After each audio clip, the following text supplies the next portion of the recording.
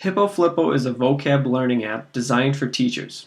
It combines all the tools that teachers need with fun learning techniques that students want. My ideal user persona for this app is Mr. Wilson, a high school teacher. He's 30 years old. He's got a wife and 2 kids. He's also the basketball coach for the school team. He hates giving out busy work, and he considers himself the cool teacher. After several years of teaching, Mr. Wilson has noticed some frustrating patterns among his students that even he could relate to. This pattern was poor studying methods. Students waiting until the last minute to cram before a test, employing boring and repetitive study practices that don't engage with the content. He feels that adding more quizzes, worksheets, and busy work doesn't seem to improve the situation either. Mr. Wilson has heard his students complain that the process of making and organizing flashcards is time-consuming and annoying. Mr. Wilson is looking for a way to remove some of the burden of studying while being able to monitor his class's progress over the course of a unit or semester. He realizes whatever method this is will need to be accessible on devices while also being engaging to compete with all the distractions that students face. He feels that studying can be fun, effective, and easy when done creatively. Based on the feedback from both teachers and students, I believe that making a vocabulary app that allows Mr. Wilson to create, customize, and share flashcards with his students will remove the burden of studying. Also, incorporating fun and creative study methods while being able to monitor the students' progress will lead to a more engaged student community. During this first stage of wireframing, I focused mostly on how Mr. Wilson could be using the app versus his students. Yes, the students' studies section is crucial to the success of the app, but if the teacher isn't able to create, edit, and monitor decks easily, this app will fail in achieving its goal. Most of these sketches were exploring the ability to make a flashcard, share it, and monitor it without muddying the interface for students.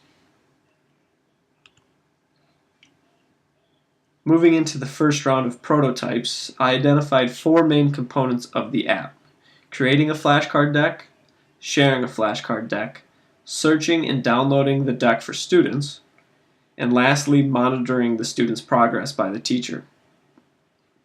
I modeled the layout of the app after Instagram, which is very popular. The main navigation icons at the bottom represent a home page of saved flashcards, a search function, a flashcard creation feature, and then the class monitoring feature. After conducting usability tests, the area that experienced the most issues was unfortunately the feature that's most important to Mr. Wilson, which is creating and sharing flashcards. With so much information required for input and organization, there were many confusing pain points, such as the difference between naming a deck versus an individual flashcard, deciding to make more flashcards or to save and finish the deck. On multiple occasions, the user said out loud, "I think I made one." That's not exactly a statement of overwhelming confidence. As a result, I completely redesigned the user flow for these steps. I created more distinction between the deck name and individual flashcards. I added the ability to share the deck at any time during the creation stage, and added more labels with confirmation as steps are completed. So what did I learn from this project? A positive experience was conducting competitor analysis. It was an eye-opening experience for me. I've started to look at websites and apps with a critical eye now to identify good user experience. The user interviews were also a very educational exercise. Without conducting these interviews, I wouldn't have even thought about the teacher's perspective of a vocab learning app. Some cons of my experience were mostly related to rushing the process and focusing on the end product, getting caught up in the visuals before the functionality, or being reluctant to make changes to a prototype because it might alter my original vision.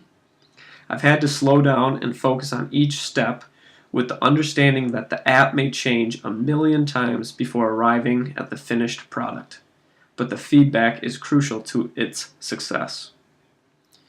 Again, thank you for listening to this presentation on my vocab learning app, Hippo Flippo.